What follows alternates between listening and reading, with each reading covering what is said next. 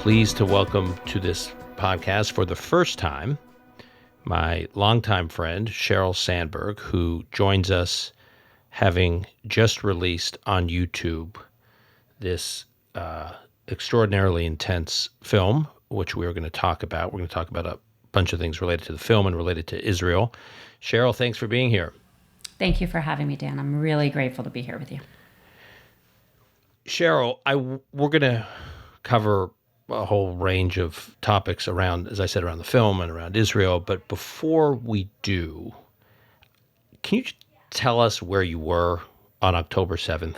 Like how you learned about October 7th, what your immediate reaction was to October 7th. I just want to sort of be able to place you in the moment as we were all reacting to this nightmare.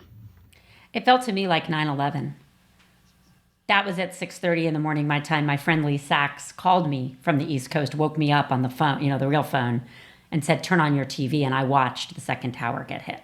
Yeah. You just can't believe it. You're like, you Right. go to sleep and the world is normal and you wake up and... Right. Yes. And I got to say, the only thing more surprising than October 7th was what happened afterwards.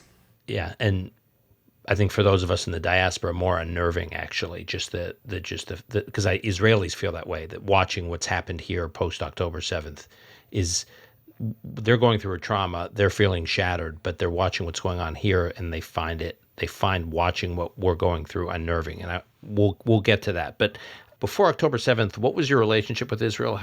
What was your involvement? How would you kind of place yourself in the diaspora world that is attuned to Israel? I was raised a Reformed Jew with parents who were very active in the Soviet Jewry movement. I was raised with the stories of the Holocaust. I know why Israel exists. Israel exists because Jews needed a homeland after half of us were killed. I was raised to believe that Jews have to have a homeland because one day they're going to come and try to kill us again, which I know sounds crazy to my non-Jewish friends. It really does. And I actually had never really had these conversations with my non-Jewish friends before October 7th, but I have since. And when I looked at them and I did this and said, are you going to hide me? They were like, what are you talking about? And I explained during the Holocaust, there were people who hid people who made it. There's supposed to be Israel. I'm supposed to be able to go to Israel. There's a country that will take me.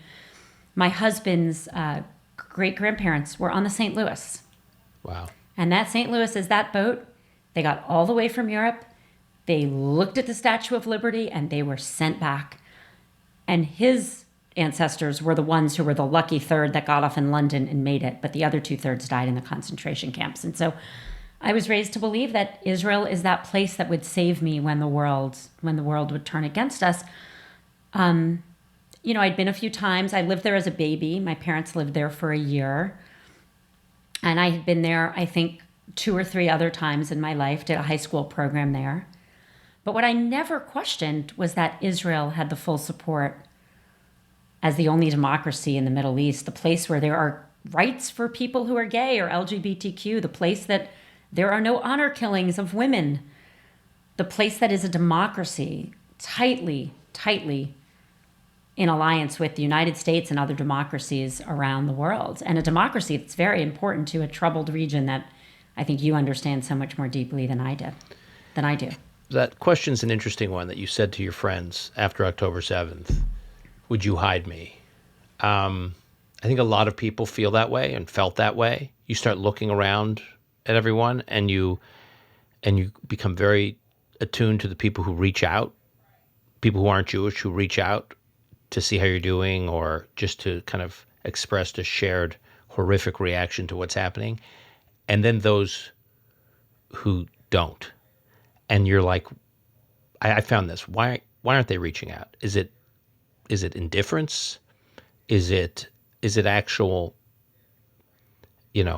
skepticism of Israel and therefore think that this whole issue is more nuanced than we were immediately thinking after October 7th? And I know you and I spoke around that time, and you've been involved with a number of organizations that don't, your philanthropy and other activism that is not in the Jewish world. And let's just say the uneven reactions you were getting from people in your universe. Can you talk about that? Yeah, I mean, I would say October 7th really changed me. I am a different person with a different perspective on the world. And I looked at my son, who's proudly worn a Jewish star around his neck. He was going off to a gap year, he was traveling internationally. And I looked at him and said, I can't believe I'm saying this, but do you mind taking that off? I just didn't want violence. And that was before there actually was violence. Now there is. And then a few months later, my daughter actually asked me for a Jewish star, and she's been wearing it, and I've been wearing it since on a lot of the days. But I think about it. I think about it very, very, very differently. My Jewish friends and I mean, you and I are friends. We were in touch before October 7th, but I would say you and I have had more contact since October 7th than in how long have we known each other? 2 decades? Yeah. 3? 2.5 decades. 2.5, yeah. And we've always been friendly. I've always been Right. grateful to call you a friend. I think it's fair to say that you and I have had more communication since October 7th than the 25 years before that. Is that fair? Right. Yeah. Right? I find that with a lot of my Jewish friends. With my friends who weren't Jewish, kind of a month in, I called them and said, hey, you need to understand this. And 201, they said, we didn't understand it. They all believe, my friends believe in Israel, democracy, what it stands for, that we all need peace in the Middle East, all the things I believe. Okay, so now I want to transition to the film. How did you get involved with this project? Like, why this and how? Well, I didn't mean to. I mean, what happened is October 7th happened. All the stories of death and destruction and terrorism happened. And then pretty soon after, reports started coming out that were about sexual violence and conflict. Bodies discovered that were naked, genital mutilation, claims of rape. And what I saw was people like ignoring it or starting to even worse deny it. So around, I think the week of Thanksgiving, I wrote an op-ed and then I did a video. And my op-ed and video said one thing. It said, no matter what you think should happen in the Middle East, no matter what flags you're flying, and I very carefully in that video had half Israeli flags and half Palestinian flags. I said, no matter what you believe, we all stand united against sexual violence because rape is never resistance. And that video went viral, and I got a lot of support for that, but I got a lot of hate for that too. And then I helped organize an event at the UN to give people a chance to bear witness. I brought those same witnesses to parliaments in Europe. We went to France, we went to Germany, we went to London. And then still people were denying or ignoring. Not everyone, but many more people than should. And that's why I went to Israel. This amazing philanthropist, Joey Lowe, financed this. Tom Nides called me and said, there's this production company. They have the financing. They want to make a documentary on sexual violence, and they'd like you to be the interviewer. And I said yes in minutes. So this is something that I think is very important. I have 2 reactions from early days after October 7th. One was, I remember Brett Stevens, who I know just wrote a column about Screams Before Silence. He came over to our apartment on October 8th. So he and I were recording a podcast on Sunday, October 8th. So he came over late in the day, like late afternoon, early evening. And he had just come from a rally in Times Square that was an anti-Israel rally on October 8th that was blaming Israel for October 7th, basically. And he came to the apartment and says, I just came from this really weird rally. I was going to write something about it, but the whole thing seemed so freak showish and so inconsequential and so fringe that I don't actually think this is going anywhere, and I'm not going to write about it. Meaning that, and I agreed with him. I believed in those early days that the outrage of the world was going to be directed at those who massacred Jews, not at Jews for objecting to being massacred. And here we are. We fast forward 7 months later. And I hate to say this, but I'm a little numb to what I'm describing right now. That is like the sexual violence denialism, the blaming Jews, blaming Israel. It becomes normalized. So I'm trying to go back to that period immediately after October 7th when it sort of hit you, and maybe it was around Thanksgiving, where you're just like, wait a minute. It is clearly obvious that sexual violence was used as a weapon in this war, and everyone's sort of pretending that it didn't happen? Like, when were you like, this is not normal? Like, when did you, like, when you was like sort of started to scream from the hilltops? Like, what? I just trying to get a sense for, when you were like thinking, oh my gosh, this is unacceptable. I think in kind of the weeks leading up to that op-ed, because the fog of war, October 7th happens, then it was in the weeks after that. And I really want to give like kudos to Jake Tapper, who got on CNN and said sexual violence happened. And I was actually already writing my op-ed, but he went out there first. I And remember that. and he was brave. No Yep. journalists were covering this. And let's take a minute on that. Why wasn't that getting covered? Right? It's just so interesting to watch the reaction. So you look at the New York Times piece, which is such an important piece. 150 interviews for that. Jeff Gettleman, one of the authors, is very well respected. He's covered sexual violence for decades. He won a Pulitzer for his coverage of Somalia, and his sexual violence coverage of Somalia was a big part of that Pulitzer. And I actually did a search thinking, well, maybe they always claim it's not true when Jeff Gettleman covers sexual violence, and I can't find anything else. I was in France when I took these witnesses to France, and there was a lunch Maurice Levy generously hosted for us. And this woman stood up and she said, just her words, "I'm not Jewish. I run a nonprofit in France that works on sexual violence and conflict. I've done this for 3 decades."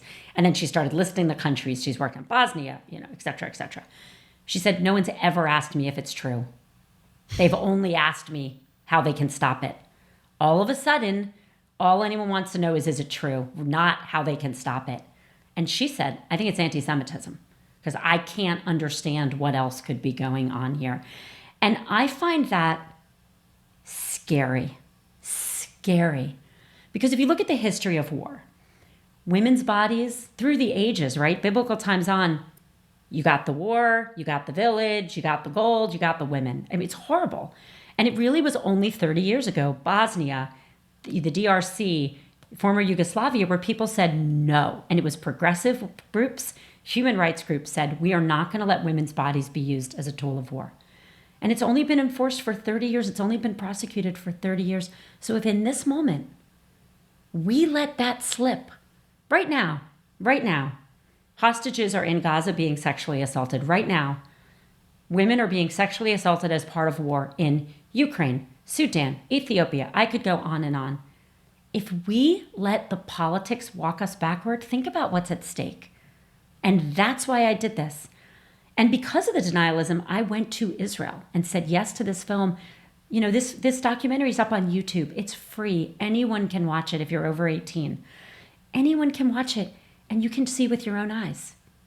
These are the people telling their stories. And I'm hoping that people can just watch with an open mind. This is 57 minutes. And just listen. And see if you can come to grips with the facts here. Which, by the way, you can believe that this happened, that sexual violence is not acceptable, that rape is never resistance. And you can believe anything else you want to believe about Gaza at the same time. One does not negate the other. You can believe, I believe that Gaza is a tragedy and still believe that sexual violence happened. You can believe, I believe that there should be 2 states and still believe that sexual violence happened. So you arrive in Israel I think it was in January. I actually think we overlapped. We were there at the same time. You were with your parents. So this is when you first started to really dig into this project, I think, or maybe that's even when you had commenced filming some of the interviews. Why did you go with your parents? Oh, in all this work, I am proudly Adele and Joel Sandberg's daughter. They raised me to fight. My mom is very, very proud. Her synagogue was an early synagogue. When she was very young, she marched for civil rights with her synagogue. They raised me to fight injustice, and they raised me to be a proud Jew. And those 2 things really come together. They've worked on issues over the years for Jews, for political prisoners from the then Soviet Union. And they raised me to speak out. And so my parents were with me in Europe. They went to all the parliaments with me, and then they went with me to film. And we sat in a big warehouse. If you've seen anyone watch the documentary, you can see that big open empty. Yeah, it's like the set for the main freezing interviews. Space. And then we went down south. We went to one of the kibbutz. We went to the Nova Festival. We went into the forest and saw with our own eyes with people who were there. For anyone that's ever worked on any kind of production, I can't think of many other examples where you're dealing with people and content that is so raw, and you're dealing with such trauma, and it's ongoing trauma. I interviewed Rachel Goldberg, who's the mother. You know her too, the mother of Hirsch Goldberg Poland, and she just was describing is this trauma that she's in is it's not like there's a trauma, then it ends, and then you're kind of reacting to the trauma. It's this trauma that's living with you all the time. Now that's particularly acute because her son is in a dungeon in Gaza right now. I suspect it was similar in terms of the people you were dealing with, and I just was struck by that. And watching the film, these are people who are still processing this trauma. It's not in the rearview mirror for them. What are the do's and don'ts for doing what you did, which is traveling with them as you did to the sites where some of these things happen and sitting down in interviews with them? This is extremely complicated. How did you approach that? My friend Davis Guggenheim, who's a great filmmaker and a great documentary filmmaker, advised me. He said, when you make a documentary film on any topic, but particularly on a hard one, just don't talk. Let them speak. And that's what I tried to do. But there were, moment after moment. I think there's one, and it made it into the final cut, where someone started crying, and I went to hug him, and I said, "Is this okay?" And he looked at me and said yes, and gave me a hug. I mean, I don't think it's possible to describe the trauma of the people who are in this film, and many more people who weren't, who experienced this. But they're telling their story because they know the world doesn't believe it. I mean, Omid Sasana, she is a released hostage.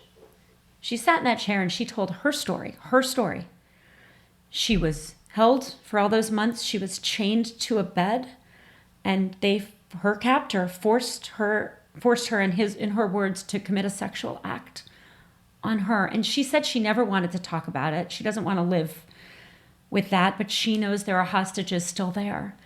And people are asking, why aren't there more people coming out? Because they're dead. They're dead. Most of the victims were killed. I walked into the forest. It's in the film with this guy, Rami, and he's ginormous, right? You remember him from the field. Mm-hmm. He towers above me. This guy is a hero. He's a private citizen. The alarms go off on October 7th. He gets into his car with his gun and goes where the terrorists are, interacts with them, rescues hundreds of people. But where I walked with him, we walk into a forest where there are trees. And what he says, tears pouring down his face, is in this forest, there were women tied to all these trees, naked, bleeding from their genitals, legs spread. I walked into this forest and I covered them, and he was crying. And I asked him, and he said, I'm crying because I didn't save them. I didn't get here soon enough to save them. But if we can't agree that sexual violence is not resistance, if we can't agree that this is not okay, there's going to be more of this in the next conflict.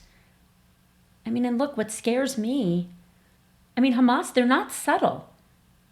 They don't say, oh, we're done. They say, we're coming back.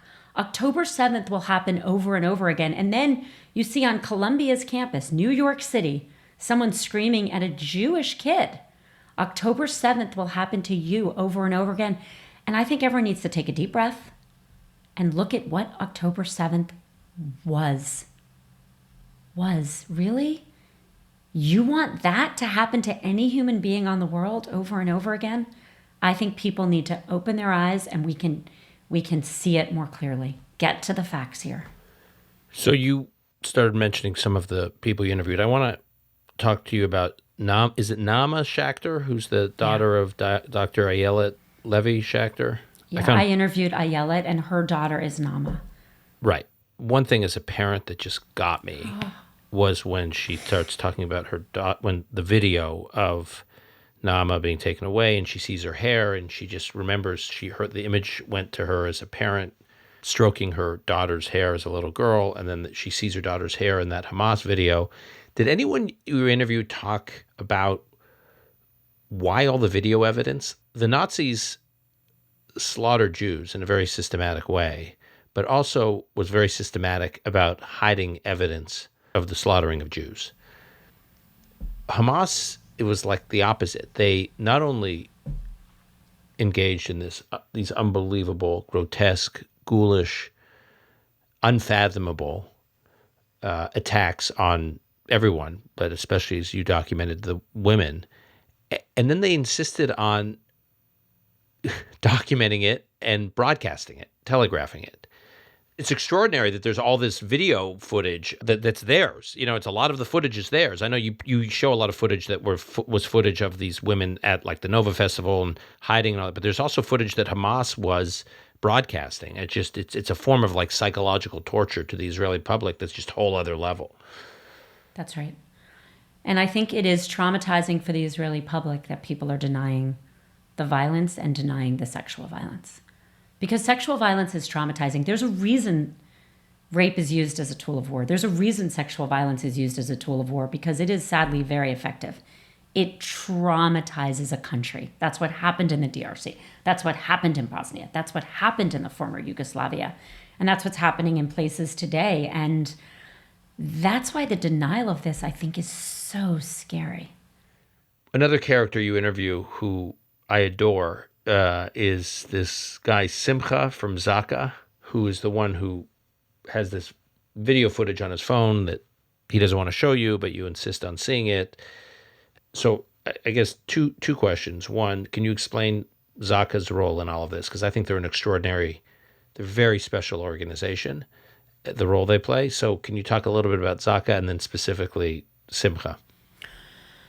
So Zaka is a nonprofit. They are Israeli, and they go to sites of disasters or crime, and they prepare bodies for burial. And they actually don't just do Israel; they do it all over the world, and they're very specially trained to do this. I met Simcha at the UN. He was one of the people that spoke. He couldn't speak. He said he was there to tell the story of women who aren't there to tell their own stories. And then he went with me in Europe, so I've had the chance to travel with him and get to know him. And what he said is they're trained not to take pictures of bodies. That is a rule. You do not take pictures of a dead body. And I think in a normal situation, that's a pretty good rule. If someone in my family were murdered, or I would not want a picture taken of them and posted. I would not want the world to remember them that way. But he said 24 hours into this, as he was seeing naked body, all of these horrible genital mutilation, he's like, someone's not going to believe this happened because I can't believe this is happening. And so he took photos, and he showed me those photos. And those photos are the worst things I've ever seen in my life.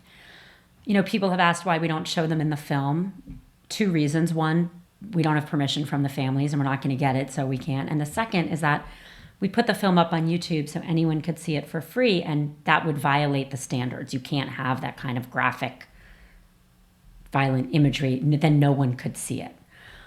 But I saw it, and I will never forget. And it's okay to describe, because I think people need to believe and understand what happened. Yeah. These photos are not subtle.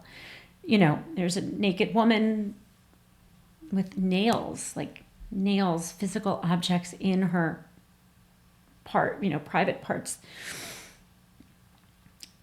And you just can't believe anyone would do this.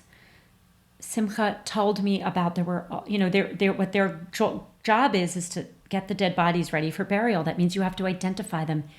He said there was body after body where you couldn't even tell if it was a man or a woman because they had been genitally mutilated. I said to him in the film, and we put it in the film, in your experience, you've processed dead bodies all over the world. How often are they naked?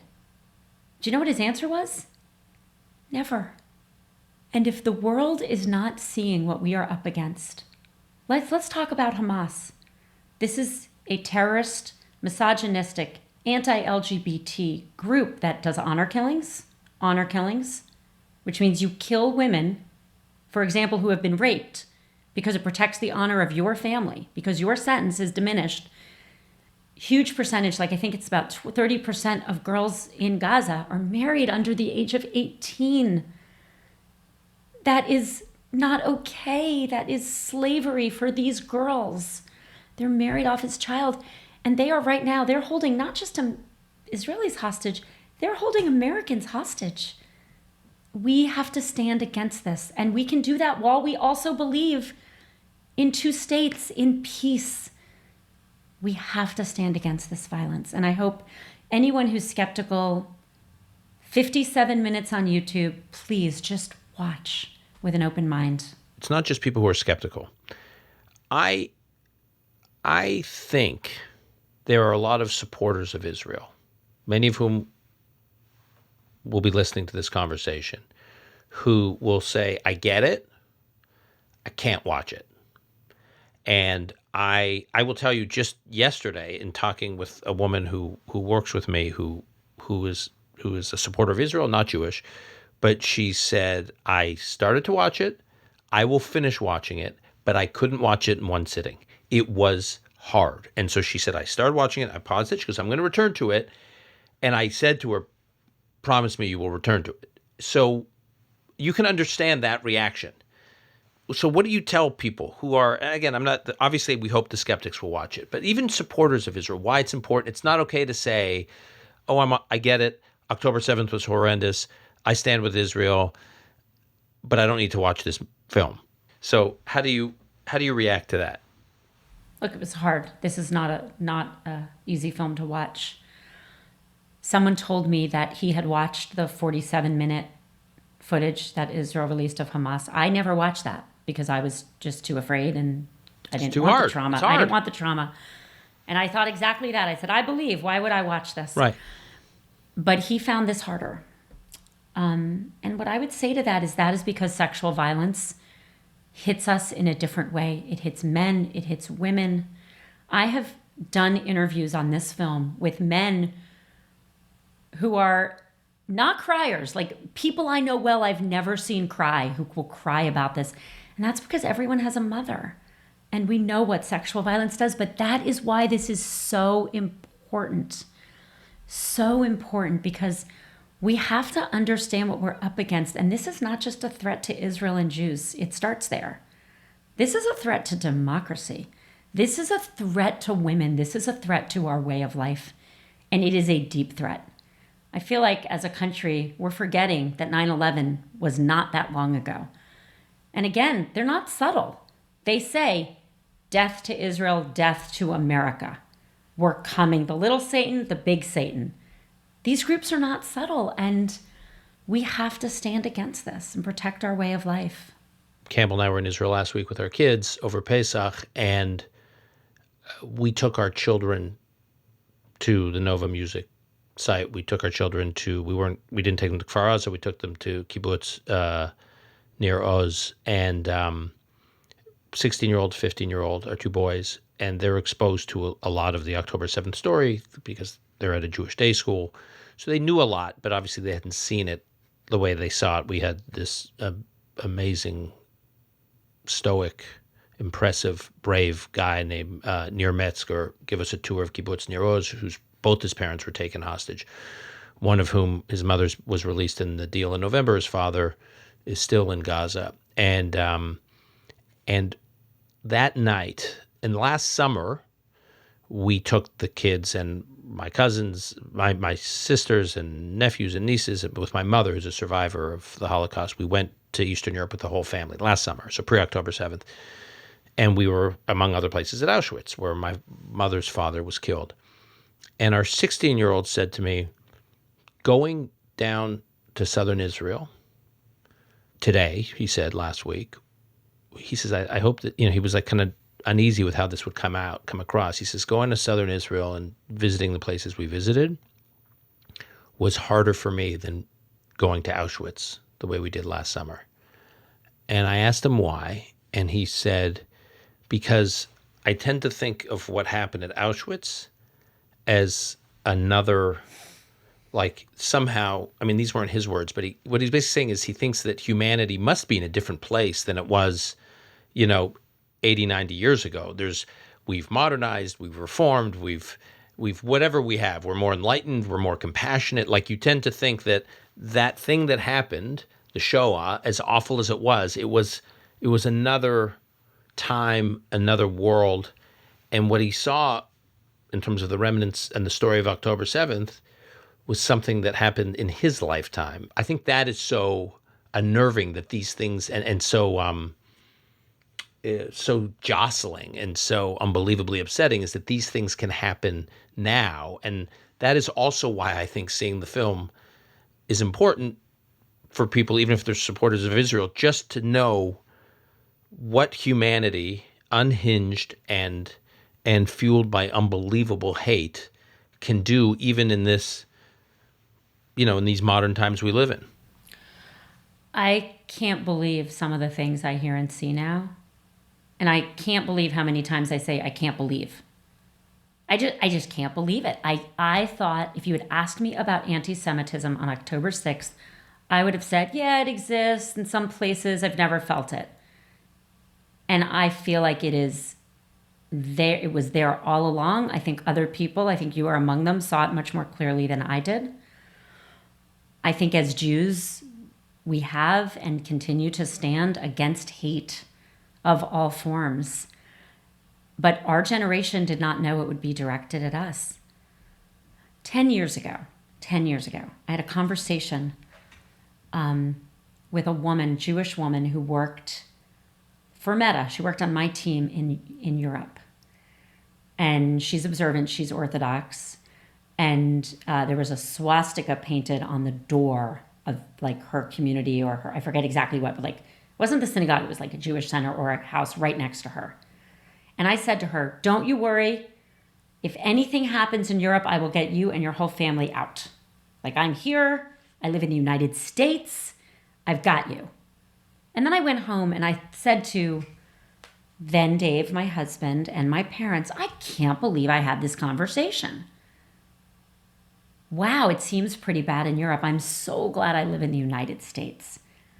And then October 7th happened. And as I said, I looked at my closest friend who wasn't Jewish, the woman I think would hide me. And I said, are you going to hide me? And I don't really think I'm going to need to be hidden, but I'm scared. I'm scared. And I have not been scared before. So let's talk about that, because you and I are both especially rattled, and it's hard to use the word rattled, but because everything is rattling, is what's happening on college campuses. You are the product of elite U.S. Educational institutions, the beneficiary of them. So are many of the people you work with and know. You're watching what's happening now on these campuses. What's your reaction? It's horrible. And it's counterproductive. I mean, look, our country was founded on the ability to talk openly, free expression, free speech, communication, protests, proud protests. College is that place where you're supposed to have dialogue and sit in the dining hall or even at a peaceful protest and say, I believe this, I believe X, you believe Y. And then the next point should be, why do you believe that? Let me listen to you calmly. Listen. That's the kind of conversation and dialogue that's going to get us to a peace solution. We're certainly not going to get it by screaming at each other or worse, pushing each other. And we're definitely not going to get it by screaming at Jewish students, shame, shame, shame, or pushing Jewish kids or saying October 7th is happening for you or go back to Poland. That's just anti-Semitism. And so it scares me not just for the kids in college, and I have college-age kids, it scares me for our society that these are the people who are supposed to be able to sit down and talk. And the fact that college campuses, by allowing the protests to get where they have gotten, they are not just not doing their job to keep our students safe and our Jewish students safe and all students safe, they're stifling any conversation that could actually get us to any form of a solution. Because that is not happening when people are pushing each other. And also, these universities have rules. They have rules. There are universities where all of them, as far as I know, have a rule that you can't protest in the president's office. And a lot of people like to do sit-ins in the president's office. And there are schools which handle that by professors sending the protesters food in the president's office. So they don't have to leave to get their own food. And there are schools that handle that by saying, get out of the president's office. You want to protest? There's the lawn, do it peacefully. And if you just adhere, none of these schools, as I understand it, need a new rule. They just have to enforce the rules they had. Right. And the fact that they're not doing it is completely counterproductive. I'm totally with you. I will just flag for our listeners. I read in the last app before we sat down, people had sent to me the statement by the president of Dartmouth and the statement by the president of Washington University in St. Louis, both of which were phenomenal statements that basically said a version of what you just said, which is we have rules. You can peacefully protest, but you can't be you can't engage in vandalism and destruction, and you can't disrupt other students' learning environments. And these are the rules. And if you comply with the rules, protest your heart out. But if you don't comply with these rules, we will remove you from the learning environment, from the campus, and suspend you if need be. It's very matter of fact. And Ben Sass, who's the president of the University of Florida, also put out a fantastic statement. He said, university is not daycare. It's not childcare. That's what he said. He said, we are adults. We have rules. Breaking rules have consequences. It's just very like the lesson we are teaching these young people who are wreaking havoc at these places is so destructive, far beyond what it means for the future of the Jewish world. It's to your point. It has huge implications for America. I want to Can I add to your list? Yeah, please. Chancellor Daniel Dermeyer of Vanderbilt. I'm a huge fan. His op-ed in the Wall Street Journal was fantastic. You sent it around to one of our chat groups. I know. He said, free speech is alive and well. We have rules, we enforce them, and therefore we have real dialogue. That's what everyone has to understand. This is not real dialogue. Yeah, I think he's great. Look, there are some. We spent a lot of time lamenting the schools that have been disappointments. There are some, like you said, Daniel, at Vanderbilt, and I spoke recently at Duke University, had a great experience. 400 kids showed up to hear me speak. Frank Bruni interviewed me. He asked me some tough questions about Israel. It was all about Israel, but everyone was respectful. There were no protests. No one tried to shut it down. It was like, so the school, but again, the administration is very clear about rules. All right, Sheryl, last question before we wrap. So it's easy, obviously, to get, and this has been my experience since October 7th, it is very easy to get really down, the downward spirals of despair. I also have been inspired by a lot of people. My most recent book, The Genius of Israel, is all about Israeli resilience. It's all about the people who make this country, who make Israel tick and keep it moving, even when it is dealing with challenges and adversaries that one could not even imagine. And so I tend to be pretty optimistic and upbeat, even when dealing with shattered people in a shattered situation. I found some of the people in your film inspiring, even in the midst of despair. I know one of the people you've spent a lot of time with, Sherry Mendez, who's just, my sister's friends with her. They're friends in Jerusalem. I had her on my podcast a while ago. She's just like, she's an architect by day. She's in this reserve unit that is responsible for preparing female soldiers for burial after they die. It's actually not been that busy a unit since it was created because not many females were being killed in battle. And then October 7th happens and she gets called up for reserves. She's an architect by day. And she starts, she starts to see a pattern as she's looking at these bodies. And yet when I spend time with Sherry Mendez, it's like I'm inspired by her. Like, where do these people come from? They're like, she's both so modest and she's a superhero. So maybe in wrapping, just anybody that you can just put a spotlight on. I know there's a lot of them that you've been inspired by that should give us hope, because I don't want to end this conversation in tears. When I was in Israel, a friend of mine who lives there said to me that as a people, talking about Israelis, she said, we are as broken as a people could be and as resilient as a people could be. I have met more people through this that inspire me You've mentioned Sherry Mendez, Simcha, Amit, Ayelet, all of them. Marit, she's in the film as well. She's a police chief. I've traveled with her in Europe too. She is bold and brave and strong. Kochav, who is leading the effort, the privately funded effort to document these. I mean, person after person after person. The people who made this film, who brought me onto the project, Meni Avaram, he runs a company called Castina Communications. I knew of him because they made Fauda the first season, and I was obsessed with Fauda. And then Anat Stalinsky, who's the director of this film, there's a moment in the film where one of our witnesses gets scared, and that woman runs into Anat's arms because that's who Anat is. I also, and I'm, again, an optimist, and I'm looking for the silver lining. Anti-Semitism is the oldest problem in the world. It is hatred, pure, simple, as other forms of hatred are, and it is unacceptable. And maybe it's been around, and we didn't know, and our generation was asleep, but now we are not. And maybe this brings it all to the surface so that we can handle it and eradicate it as we have to eradicate all hate. And maybe, just maybe, we are going to get to peace. Peace. We have to. There's no other choice. Well, I'm on that front, you're more hopeful than I am. But along the way, I think we have a lot of educating to do.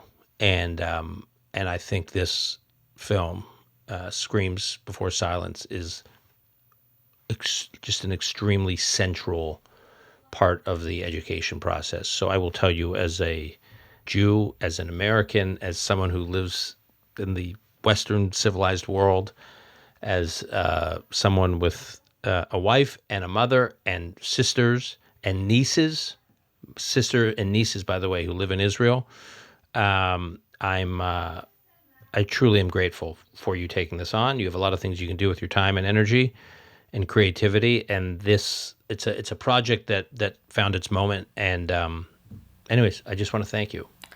Well, I want to thank you because you have been loud. Your book on Israel came at the right moment. Israel's a special place, not a perfect place. Not every government that runs Israel is perfect, but It's messy. Israel, yes, all democracies are. There's a lot that needs to change there, but Israel's a special place filled with a lot of things we value.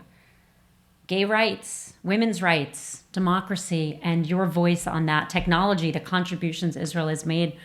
But you've also been loud and proud since October 7th, and that has given me part of my, fortitude to go through and try to be loud and proud as well. I am a friend and a fan. Thank you for having me, Dan. Right back at you. Thank you, Sheryl. And we will post to the show notes link to the film. And like I said, start the film and watch the whole thing. That is my advice to our listeners. Sheryl, talk soon. Thank you.